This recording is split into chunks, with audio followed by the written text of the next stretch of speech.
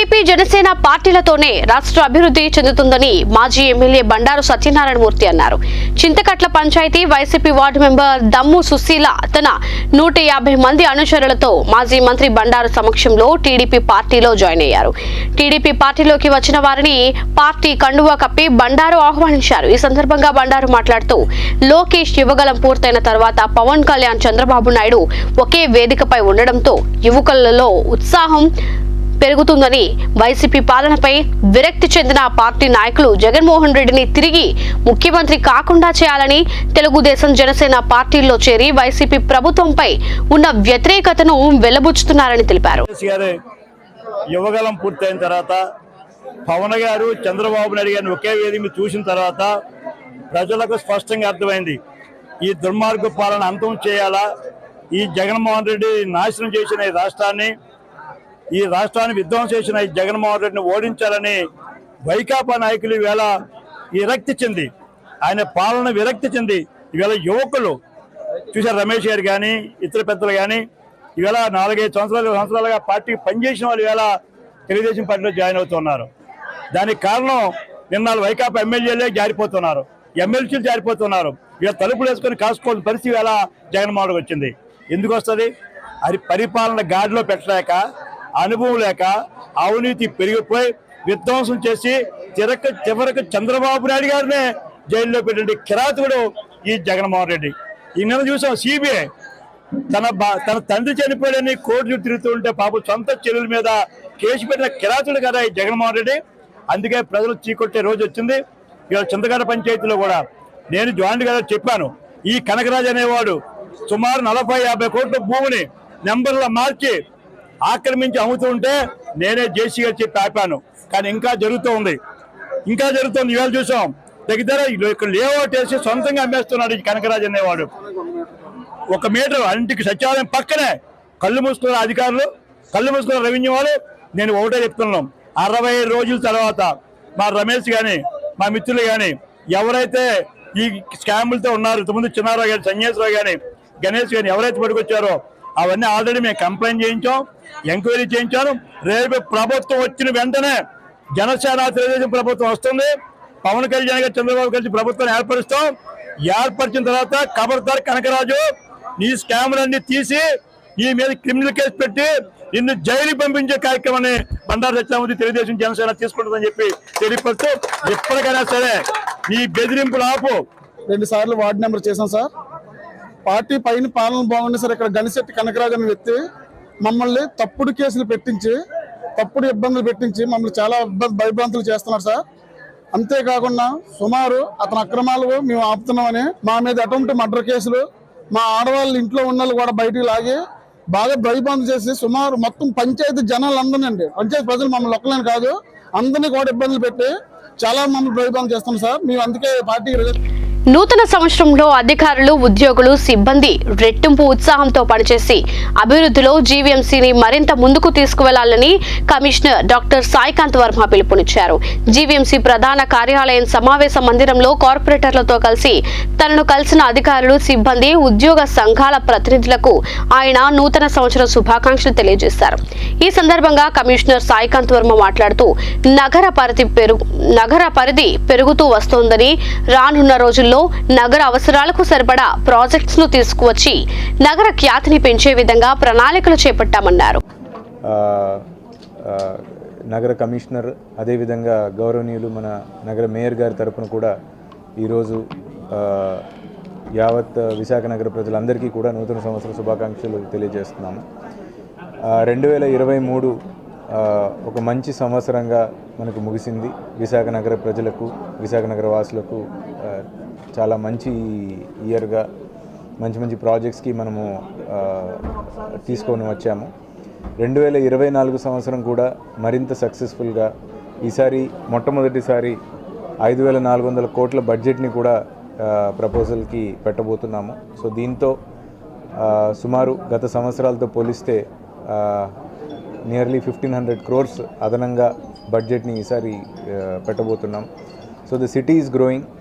విశాఖ నగర ప్రజల ఆశలకి, ఆశయాలకి అనుగుణంగా కార్పొరేషన్ అడుగులు ముందుకు వేస్తోంది. ఎన్నో మంచి ప్రాజెక్ట్స్ని అన్ని రంగాల్లో కూడా తీసుకురావడానికి ఎస్పెషలీ మౌలిక వస్తువుల విషయంలో అయితే ముఖ్య ప్రాధాన్యత ఇస్తూ ముందుకు వెళ్తున్నాము. అండ్ ఈకో వైజాగ్ని ప్రమోట్ చేసుకుంటూ మన విశాఖ నగరం ఒక ఈకో సిటీగా కేవలం దేశంలోనే కాదు యావత్ ప్రపంచంలోనే నిలబడాలనే ఆశయంతో ముందుకు వెళ్తోంది. దాంట్లోనే ముఖ్యంగా మన స్వచ్ఛ సర్వేక్షణ్ కూడా ఈసారి మెరుగైన ర్యాంకింగ్ దిశగా కూడా అడుగులు ముందుకు వేస్తోంది. దీనికి సహకరించిన విశాఖ నగర ప్రజలందరికీ కూడా ధన్యవాదాలు తెలియజేస్తున్నాను. అండ్ అంతేకాకుండా ఇప్పుడు జరుగుతున్న మున్సిపల్ వర్కర్స్ స్ట్రైక్ ఏదైతే ఉందో ఎన్నో we are also requesting them and అనేక రాష్ట్ర స్థాయిలోనూ అదేవిధంగా కార్పొరేషన్ స్థాయిలో కూడా ఎన్నో మల్టిపుల్ రౌండ్స్ ఆఫ్ మీటింగ్స్ కూడా ఏర్పాటు చేసుకొని ఈ స్ట్రైక్ని త్వరలో దాన్ని కాల్ ఆఫ్ చేయాలని కూడా రిక్వెస్ట్ చేస్తున్నాము. And we are committed for the cause of municipal workers and municipal వర్కర్స్కి అనుగుణంగా వారి యొక్క అవసరాలని జీవీఎంసీ ఎప్పుడు కూడా ప్రాధాన్యత ఇస్తూ ముందుకు వెళ్తోంది. అండ్ ఈ టైంలో విశాఖ నగర ప్రజలందరూ కూడా we request them to kindly make your efforts to keep the city neat and clean. రోడ్లపైన ఎక్కడ పడితే అక్కడ చెత్త పడేయకుండా కేవలం మన గార్బేజ్ డంపర్ బిన్స్లో కానీ డస్ట్బిన్స్లో కానీ మాత్రమే వాటిని వేయవలసిందిగా రిక్వెస్ట్. స్టీల్ ప్లాంట్ పరిరక్షణ కోసం ఉద్యమిస్తున్న విషయం తెలిసిందే. అయితే ఈరోజు నూతన సంవత్సర సందర్భంగా సిఎంపి పార్టీ నాయకులు ఎం జగ్గునాయుడు శిబిరం వద్ద వచ్చి స్టీల్ ప్లాంట్ పరిరక్షణ కోసం నూతన సంవత్సర శుభాకాంక్షలు తెలుపుతూ అక్కడ ఉన్న కార్మికుల చేత ప్రతిజ్ఞ చేయించారు. ఈ కార్యక్రమంలో ఏఐటీయూసీ నాయకులు మన్మథరావు, వ్యాసబాబు, సిఐటియు నాయకులు పెంటారావు అధ్యక్షత వహించారు. ఈ కార్యక్రమంలో సిఐటియు నాయకులు వై రోజు నరసింహారావు, చంద్రమౌళి, పిఏవి నాయకులు టి కామేశ్వరరావు, అనకాపల్లి నుంచి వచ్చిన రైతు సంఘం నాయకులు నాయనబాబు, బ్యాంక్ ఆఫీసర్ సంఘం నుంచి వచ్చిన జీవి రమణ పెద్ద సంఖ్యలో కార్మికులు పాల్గొన్నారు. సెయిల్తో ఒప్పందం చేసుకోండి, అది ప్రభుత్వ రంగ సంస్థ. సెయిల్తో ఒప్పందం చేసుకుంటే అది ఆ ప్రభుత్వ రంగ సంస్థ ప్రయోజనం ఉంటుంది, మనకి మన ప్రజలకు ప్రయోజనం ఉంటుందని చెప్పని మేము డిమాండ్ చేస్తున్నాం. విశాఖపట్నం స్టీల్ కార్మికులు డిమాండ్ చేస్తున్నాం. అలా కాకుండా జిల్లాలైతే వాళ్ళ ఆర్థిక ప్రయోజనాలు పాలనతో ఆర్థిక ప్రయోజనాలు నెరవేర్చాలని చెప్పిన సంకల్పంతో స్టీల్ ప్లాంట్ ఏ విధంగా ప్రైవేట్ చేతులు పెట్టుకుంటూ ఉన్నారు. ఈ సందర్భంగా మీకు బాధ్యత ఉందండి. ఎందుకంటే స్టీల్ ప్లాంట్ వల్ల 1,00,000 మందికి విశాఖపట్నంలో ఉద్యోగాలు కల్పించే అవకాశాలు వస్తున్నాయి. రాష్ట్ర ప్రభుత్వానికి కూడా నిధులు వస్తున్నాయి పన్నుల రూపంలో. కాబట్టి మీరు కేంద్రం మీద ఒత్తిడి తీసుకొచ్చి గట్టిగా స్టీల్ ప్లాంట్ జిందాల్ కమ్మే ప్రక్రియ నిలుపుదల చేయాలని చెప్పి మేము డిమాండ్ చేస్తున్నాం. లేని పక్షంలో ప్రజలు మీరు కూడా గుణపడి చెప్పకపోతున్నాం డిమాండ్ చేస్తున్నాం. కాబట్టి ఇప్పటికైనా సరే మోడీ ప్రభుత్వం తక్షణమే స్టీల్ ప్లాంట్ అమ్మకాన్ని నిలిపివేయాలి, పూర్తి స్థాయి సామర్థ్యం నడిపించే చర్యలు చేపట్టాలని డిమాండ్ చేస్తున్నాం. అంతవరకు మా ఉద్యోగాన్ని కొనసాగించాలని చెప్పి మా జేఏసీ నిర్ణయం తీసుకుంటాం. యాజమాన్యం కాసులకి కక్కుర్తిపడి ఈరోజు ప్రైవేట్ కంపెనీ అని ఈరోజు జిందాల్తో ఒప్పందం అనేది చేసుకోవడానికి అనేది ఈరోజు తయారయ్యింది. ఈరోజు జిందాల్ అనేది ఆ కంపెనీ అనేది స్టీల్ ప్లాంట్లోకి చొరబాటు చేయడానికి అనేది ఒక కుట్రపూరిత వాతావరణం అనేది సృష్టించబడింది. ఈరోజు అనేది ఎవడో దాక్షిణ్యాల వల్ల ఈ ప్లాంట్ అనేది నిర్మితం అనేది అమలే. అశేష త్యాగాలు, ప్రాణ త్యాగాల ద్వారా సంపాదించిన హక్కులు, విశాఖ ఉక్కు ఆంధ్రుల హక్కు అనేసి రాష్ట్ర వ్యాప్తంగా పెద్ద ఎత్తున పోరాటం చేసిన తర్వాత ఆ రోజుల్లో ఉన్న ఇందిరాగాంధీని శంకుస్థాపన చేయడము, తర్వాత అనేది ప్రారంభించి ఈ రోజు వరకు కూడా దాదాపు 50 సంవత్సరాలు అనేది అయ్యింది. ఈ 50 సంవత్సరాల నుంచి కూడా ప్రైవేటు ఏదైతే స్టీల్ ప్లాంట్లు ఉన్నాయో అన్నిటికీ కూడా సొంత గనులు అనేది కేటాయించడం జరిగింది. కానీ ఇక్కడ విశాఖపట్నం స్టీల్ ప్లాంట్కి మాత్రం సొంత గనులు అనేది కేటాయించకుండా దాన్ని నిర్వీర్యం చేయడానికి, దాన్ని భగ్నం చేయడానికి ఈ రోజుకి కుట్రపూరిత వాతావరణం ఈరోజు ఉంది. స్టేట్ గవర్నమెంట్ కూడా పూనుకోవాలి. ఆంధ్ర రాష్ట్రానికి ఏకైక భారీ పరిశ్రమ మీకు ఏమైనా అర్థమవుతుందో, జగన్మోహన్ రెడ్డికి సేవ కొట్టినట్టు కూడా లేదు. ఈరోజు అనేది మోడీ గారు అనేది ఆంధ్ర రాష్ట్రాన్ని ఎలాగైనా సరే దీన్ని సర్వనాశనం చేయడానికి అనేది పూనుకుంటే ఇక్కడున్న జగన్మోహన్ రెడ్డి గారికి ముఖ్యమంత్రిగా ఉండి ఈ ప్లాంట్ని కాపాడుకోవాలని కనీసం చిత్తశుద్ధి కూడా ఈరోజు లేకుండా పోవడం అనేది చాలా విచారకరం. వెంటనే అఖిలపక్షాన్ని వేసి ఢిల్లీకి తీసుకొని వెళ్ళి దీని సంగతిని తేల్చాలి. ప్రభుత్వ రంగంలోనే ఉంటే వరకు మేము పోరాటం అనేది స్టేట్ గవర్నమెంట్ కూడా ముందుండి దానికి చేయూత ఇవ్వాలి, ఆ విధంగా పోరాటాలు చేయాలనేసి ఈ సందర్భంగా మేము డిమాండ్ చేస్తా ఉన్నాం.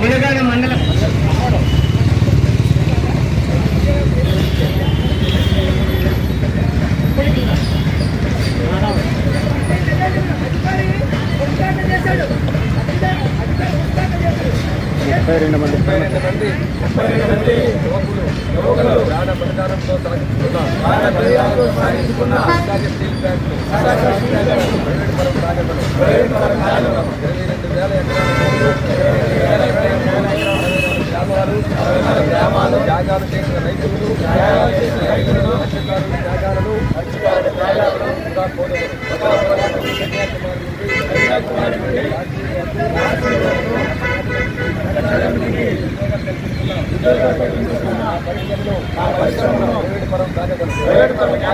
లక్ష మందికి ఉపాధి కల్పిస్తున్న వైజాగ్ స్టీల్ ప్లాంట్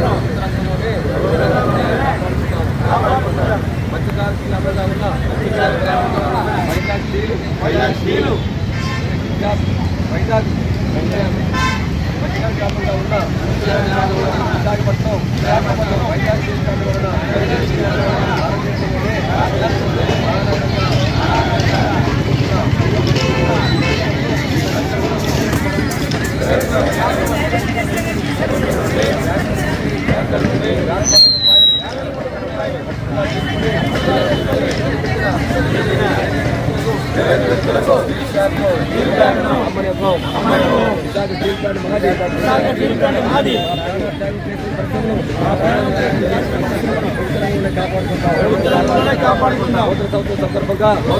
సందర్భంగా ఈరోజు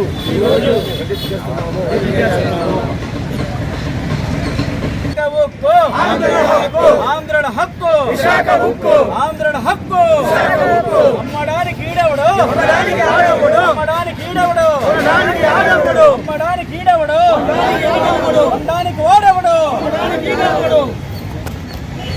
పేర్లు రాశాడంట. పేర్లు రాసిన అధికారంలోకి వచ్చినంత వాళ్ళు సాధిస్తాడంట. ఏమిటి నాకు అర్థం కాలేదు. ఎవరిని బెదిరిస్తామయ్యా? పవన్ కళ్యాణ్ లేదా లోకేష్, చంద్రబాబు నాయుడు గారు ఎర్ర పుస్తకాల్లో పేర్లు రాసుకుని మమ్మల్ని బెదిరిస్తారా? అధికారులు బెదిరిస్తారా? ఏమిటి బెదిరింపులు? మీ వల్ల అయ్యేదేనా? ఇలాంటి దుర్మార్గమైనటువంటి పరిస్థితులకు దిగజారిపోయారు. వాళ్ళు ఎక్కడ గెలిచే పరిస్థితి లేదు. చాలా స్పష్టంగా చెప్తున్నా నేను, ఈ రాష్ట్రంలో తిరిగి తెలుగుదేశం పార్టీ అధికారంలోకి రావడం కల్లా అది నాకన్నా మీకన్నా వాళ్ళకి బాగా తెలుసు. చివరికి కుప్పంలోనే చంద్రబాబు నాయుడు గారు గెలుపొందేటటువంటి పరిస్థితి లేదు. ఒక్క మాట, ఆయన మాట్లాడిన మాటలు వినండి, మీరు చెప్తా. కుప్పం వెళ్ళాడు కదా, కుప్పంలో ఏం మాట్లాడాడు? నన్ను మళ్ళా ఎన్నుకుంటే కుప్పాన్ని ప్రపంచానికి అనుసంధానం చేస్తాడంట. కుప్పంలో ఎయిర్పోర్ట్ పెట్టి కూరగాయలు ఎగుమతి చేస్తాడంట. కుప్పంలో అక్కడ కూర్చుని పనిచేసే విధంగా దేశం మొత్తం, ప్రపంచం మొత్తం పనిచేసే విధంగా అక్కడ ఉన్నటువంటి వారికి ఉద్యోగ అవకాశాలు కల్పిస్తాడట. ఇన్ని వాగ్దానాలు చేశాడు. కొత్తగా వస్తున్నావు రాజకీయాల్లోకి? కొత్తగా ఏమైనా కుప్పంలో నిలబడుతున్నావా? కొత్తగా మళ్ళీ ముఖ్యమంత్రి కావాలన్న ప్రయత్నం చేస్తున్నావా? 14 సంవత్సరాలు ముఖ్యమంత్రిగా ఉన్నావే, ఎన్ని సంవత్సరాలు నువ్వు రిప్రజెంట్ చేసావు కుప్పానికి? ఏం చేసావని అడుగుతా ఉన్నా. అప్పుడు చెయ్యని వాడివి ఇప్పుడు చేస్తావంటే నమ్మడానికి కుప్పం ప్రజలు ఏమన్నా అమాయకులా అని అడుగుతా ఉన్నా. ఇంత చిన్న విషయం అంటే, ఎంత హాస్యాస్పదమైన విషయం అంటే, చివరికి రెవెన్యూ డివిజన్ తీసుకురాలేకపోయావు నీ అధికారంలో ఉన్నప్పుడు. కుప్పానికి రెవెన్యూ డివిజన్ తీసుకురాలేకపోయావు. నీ కుప్పాన్ని మున్సిపాలిటీ చేసుకోలేకపోయావు. అక్కడ దాకా ఎందుకు? నా నియోజకవర్గం నేను అక్కడ పోటీ చేశాను, నేను అక్కడ దాన్ని బ్రహ్మాండంగా చేస్తాను, ఆ ఎయిర్పోర్ట్ తీసుకొస్తాను, అక్కడ అనుసంధానం చేస్తాను, అది చేస్తాను, ఇది చేస్తాను అన్నాడు. కొంప కట్టుకున్నావంటే, సొంత ఇల్లు కట్టుకున్నావా? వస్తే కుప్పం వస్తే గెస్ట్ హౌస్లో ఉండాలి నువ్వు. ఇక్కడ ఆంధ్రప్రదేశ్ వస్తే లింగమనేని వాళ్ళు గెస్ట్ హౌస్లో ఉండాలి. పవన్ కళ్యాణ్ ఆంధ్రప్రదేశ్ వస్తే నో హోటల్లో ఉండాలి. సొంత ఇల్లు లేనటువంటి వారు మీరు ఈ రాష్ట్రంలో. మీరు ఇవాళ ఈ రాష్ట్రాన్ని ఏదో చేస్తారు అంటే కుప్పం ప్రజలే కాదు, ఏ ప్రజలు నమ్మనటువంటి పరిస్థితి ఉన్నది అనే విషయాన్ని మీరు గమనించండి.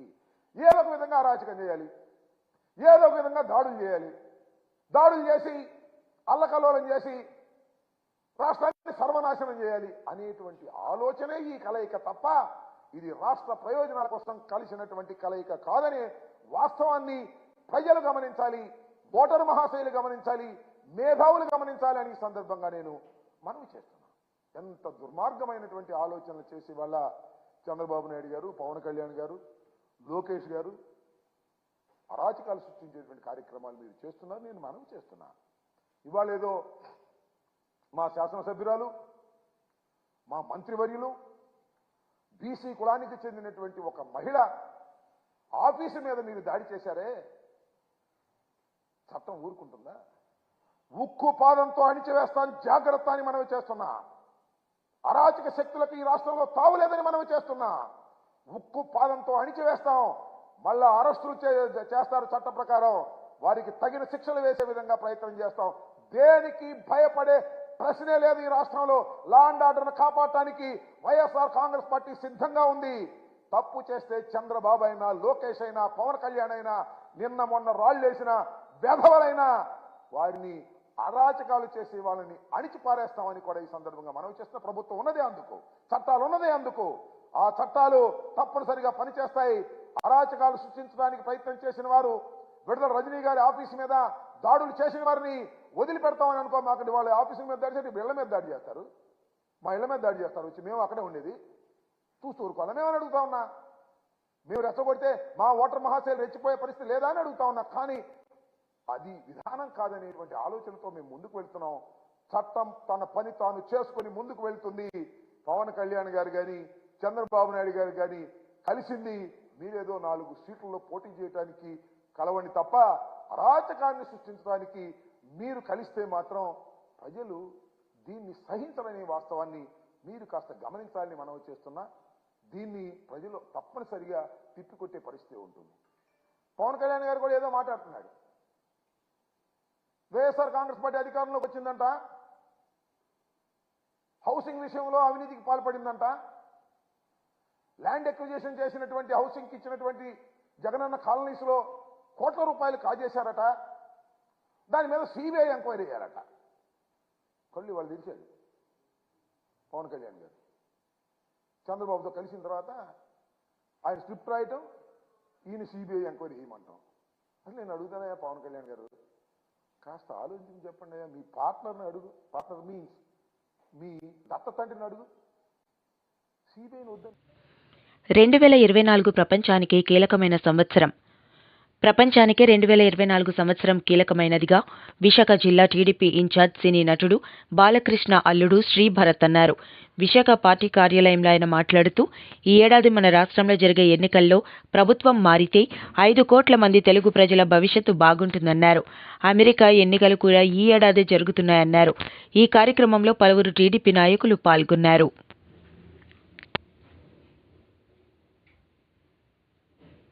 అందరికీ నమస్కారం అండి.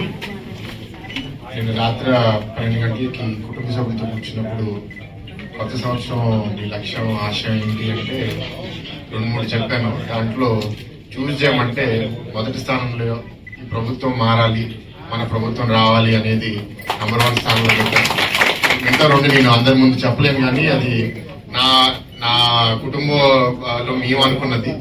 మరి ఇది ఎందుకు చూస్ చేసావు అంటే, అది నా కుటుంబం మాత్రమే ఆనందపడుతుంది అది జరిగితే, కానీ ప్రభుత్వం మారితే రాష్ట్రంలో 5 కోట్ల జనాభాకి మంచి భవిష్యత్తు మనం తీసుకురాగలుగుతాం అనేది అది పెట్టుకోవడం జరిగింది.